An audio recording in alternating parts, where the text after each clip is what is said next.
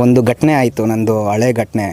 ಆ ಘಟನೆ ಆದಾಗ ನಮ್ಮ ತಾಯಿಯ ಒಂದು ಸ್ಥಾನ ಹತ್ರ ಬಂದಿದ್ದರು, ಏಟು ಬಿದ್ದು ಅದಕ್ಕೆ ಕಣ್ಣಲ್ಲಿ ನೀರು ಬಂತು. ವಯಸ್ಸಾದವ್ರು ಇದ್ದಾರೆ ಅಂದರೆ ಕೋಟಿ ಆಸ್ತಿ ಮನೆಯಲ್ಲಿದೆ ಅಂತ ಅರ್ಥ. ಮುಂದಿನ ದಿನಗಳಲ್ಲಿ ನಗರಸಭೆ ಸದಸ್ಯನಾಗಬೇಕು ಅಂದ್ಕೊಂಡಿದ್ದೀನಿ. 7ನೇ ವಾರ್ಡಲ್ಲಿ ನಮ್ಮ ಶಾಸಕರು ಪ್ರದೀಪ್ ಈಶ್ವರ್ ಅವರು ಇದ್ದಾರೆ, ನಮ್ಮ ರಕ್ಷಾರಾಮಯ್ಯ ಅವರು ಇದ್ದಾರೆ.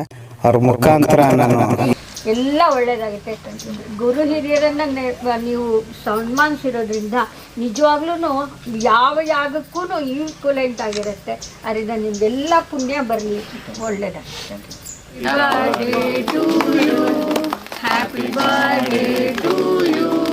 ನಾನು ವಿಶೇಷವಾಗಿ ಯಾಕೆ ಈ ಸ್ಥಳ ಆಯ್ಕೆ ಮಾಡ್ಕೊಂಡಿದ್ದೀನಿ ಅಂದರೆ, ನಮ್ಮ ತಾಯಿನೂ ಅದೇ ಏಜ್ ಆಗಿರೋದು. ನಮ್ಮ ತಾಯಿನ ನೋಡಿದಾಗ ಅವ್ರು ನೆನಪು ಬರ್ತಾರೆ. ಅದಕ್ಕೆ ನನಗೆ ಯಾವಾಗೋ ಒಂದು ಸಲ ಕನಸಲ್ಲಿ ಬಂದಿತ್ತು, ಇಂಥ ವೃದ್ಧಾಶ್ರಮಲ್ಲಿ ವರ್ಷ ಮಾಡ್ಕೊಬೇಕು. ವರ್ಷನೂ ಮಾಡ್ತಾಯಿದ್ದೀನಿ, ಆದರೆ ಈ ಸತಿ ಬೇರೆ ಥರ ಮಾಡಬೇಕು ಅಂತ ತರಕಾರಿನೂ ದವಸಧಾನ್ಯ ಕೊಟ್ಟು ಮಾಡ್ಕೊಂಡಿದ್ದೀನಿ. ಇದೇ ರೀತಿ ಮುಂದಿನ ದಿನಗಳಲ್ಲೂ ಇದೇ ರೀತಿ ಮಾಡ್ಕೊಂಡು ಹೋಗ್ತೀನಿ. ದೊಡ್ಡವ್ರ ಆಶೀರ್ವಾದ ಇದ್ದರೆ ಮುಂದೆ ಇನ್ನೂ ಏನಾದರೂ ದೊಡ್ಡ ಅಧಿಕಾರ ಏನಾರು ಸಿಕ್ಕಿದ್ರೆ, ಆಮೇಲೆ ನಗರಸಭೆ ಸದಸ್ಯನಾಗಿದ್ರೆ ಏನಾರು ಹಾಕ್ಸೋದು, ಏನಾದ್ರು ದೊಡ್ಡ ಪ್ಲ್ಯಾನ್ ಮಾಡಿ ಮಾಡಿಸ್ತೀನಿ. ಈಗ ಹಿರಿಯರ ಆಶೀರ್ವಾದ ಪಡ್ಕೊಂಡಿದ್ದೀರಿ. ಇಲ್ಲಿ ಬಂದು ನಿಮ್ಮ ಹುಟ್ಟುಹಬ್ಬ ಆಚರಣೆ ಮಾಡಿದಾಗ ಯಾವ ರೀತಿ ಫೀಲ್ ಆಯಿತು ಆ ಹಿರಿಯರೊಂದಿಗೆ ಆಚರಣೆ ಮಾಡ್ಕೊಂಡು? ನನಗೆ ನಮ್ಮ ತಾಯಿ ಒಂದು ಘಟನೆ ಆಯಿತು, ನಂದು ಹಳೆ ಘಟನೆ.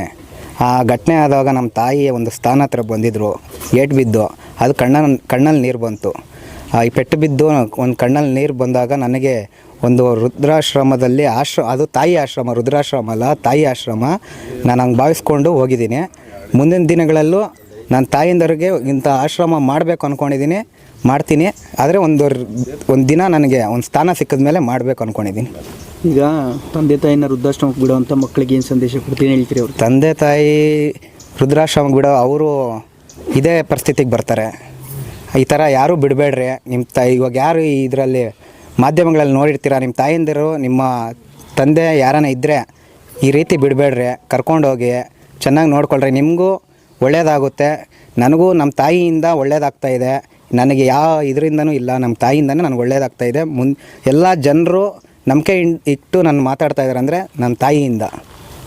ಮುಂದಿನ ದಿನಗಳಲ್ಲಿ ರಾಜಕೀಯವಾಗಿ ಏನು ಆಸೆ ಆಕಾಂಕ್ಷೆಗಳಿದೆ ನಿಮಗೆ? ನನ್ನ 7ನೇ ವಾರ್ಡಲ್ಲಿ ಹಿರಿಯರಿದ್ದಾರೆ, ಅಕ್ಕಂದಿರು, ಆಮೇಲೆ ಎಲ್ಲ ದೊಡ್ಡವರಿದ್ದಾರೆ, ಮುಖಂಡರುಗಳು.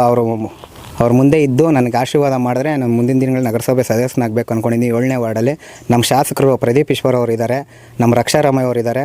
ಅವ್ರ ಮುಖಾಂತರ ನಾನು ಇದೇ ಸೇವೆ ಮಾಡಿಕೊಂಡು ಮುಂದಿನ ದಿನಗಳಲ್ಲಿ ನಮ್ಮ ವಾರ್ಡಲ್ಲೂ ಬುಕ್ಸು ಅವೆಲ್ಲ ಸರ್ಕಾರಿ ಶಾಲೆಗಳಲ್ಲಿ ಕೊಡ್ತಾಯಿದ್ದೆ. ಇವತ್ತು ಭಾನುವಾರ ಇರೋದ್ರಿಂದ ಕೊಡಲಿಲ್ಲ. ನೆಕ್ಸ್ಟು ಅಲ್ಲೇನೋ ಒಂದು ಅಂದ್ಕೊಂಡಿದ್ದೀನಿ, ಏನು ಅಡುಗೆ ಮನೆ ಅಂತ. ನನ್ನ ಕೈಯಲ್ಲಿ ಸಹಾಯ ನಾನು ಮಾಡ್ತೀನಿ, ಅಷ್ಟೇ ಸರ್. ಜೀವನದಲ್ಲಿ ಏನಾದರೂ ಮೇಲೆ ಬರಬೇಕಂದ್ರೆ ಕೆಟ್ಟ ಅನುಭವಗಳು ಹೆಚ್ಚಾಗಿ ಒಂದು ಜೀವನದ ಮೇಲೆ ಪರಿಣಾಮ ಬಿದ್ದರೆ ಅವನು ಒಳ್ಳೆಯ ಅನುಭವಕ್ಕೆ ಹೋಗೋಕ್ಕೆ ಅನುಕೂಲ ಆಗುತ್ತೆ. ಕಷ್ಟ ಸುಖ ತಿಳಿದವನು ಮುಂದೆ ಯಾವತ್ತೂ ಬೇರೆಯವ್ರಿಗೆ ಕಷ್ಟ ಕೊಡಲ್ಲ.